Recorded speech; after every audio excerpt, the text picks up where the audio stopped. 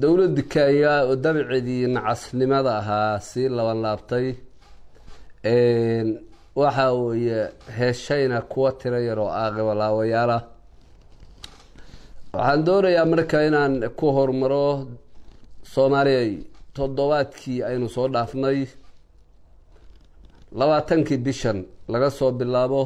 ilaa maanta Kenya waxay ciideena xalaashi ah hooyo ka dhisaysaa darbigii ay doonaysay inay ku banaysato dalkeena bad iyo biriba waxa laga soo bilaabay raasiga Kamboni oo 2018 intay isku dayeen inay dhisaan shacabka Soomaaliyeed iyo horaantii 2019 ay ka hortageen raasiga Kamboni Holawa Jeer iyo Kulbiyow inta ka dhaxayso dhul ku dhow 50 kilomitir ka badan bay hadda dhismuhu iyo maraya waxa leeyahay Soomaaliyeed qof kasta oo Soomaali ah illa uu leeyahay baa la jabiyay ciid uu leeyahay baa lagu soo xadgudbay waxa ku soo xadgudbayna waa dal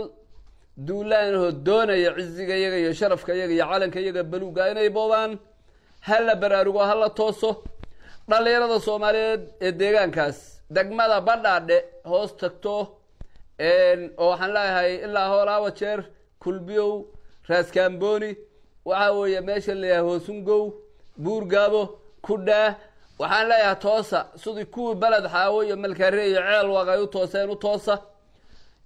waxaanu leenahay waxa weeye dad sharfan oo walaalo ah oo wada dhashay ciid lahaatiina kaca